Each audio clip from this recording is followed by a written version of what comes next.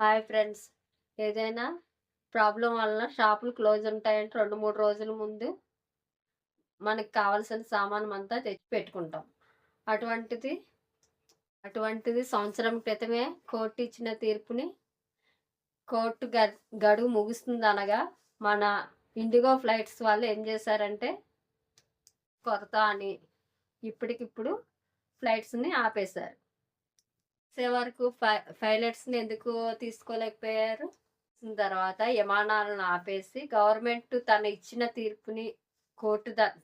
తీర్పుని మళ్ళా తనే వెనక్కి తీసుకునేలాగా చేసింది. అంటే వాళ్ళు విజయం సాధించామని అనుకున్నారు. వాళ్ళు బిజినెస్ పరంగా హ్యాపీ. కానీ ఏ బిజినెస్ అయినా కూడా న్యాయంగా చేయాలి. ఎంతమంది ఫీలింగ్స్‌తో ఆడుకున్నారు. ఎంతమంది విద్యార్థులు, జాబర్స్ వాళ్ళ భవిష్యత్తు పాడైపోయిందిప్పుడు. టికెట్లు డబ్బులిస్తే మాత్రం సరిపోదు కదా!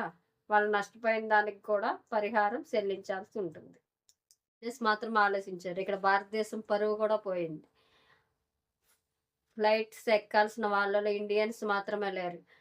విదేశీయులు కూడా ఉన్నారు. వాళ్ళ బిజినెస్ గురించి గాని, ఏదైనా సరే మనం భారతదేశం పరువైతే ఇక్కడ పోయింది. ప్రాబ్లమ్స్ పడుతున్న వాళ్ళలో ప్రతి వోళ్ళు వాళ్ళు బతికున్నంత కాలం గుర్తుపెట్టుకుంటారు ఎయిర్‌లైన్స్ గురించి. తన తల్లిని చివరి చూపు చూసుకోలేకపోయింది. ఒక ఆమె బాబు ఇంటర్వ్యూకి వెళ్ళలేకపోయింది టైంకి. కొంతమంది రిసెప్షన్, కొంతమంది మ్యారేజ్ క్యాన్సిల్ అయింది. కొంతమంది బిజినెస్, కొంతమంది హెల్త్ పరంగా చాలామంది నష్టపోయారు. భవిష్యత్తులో ఇండిగోని మించిన మంచి సంస్థ రావాలని కోరుకుంటున్నాం.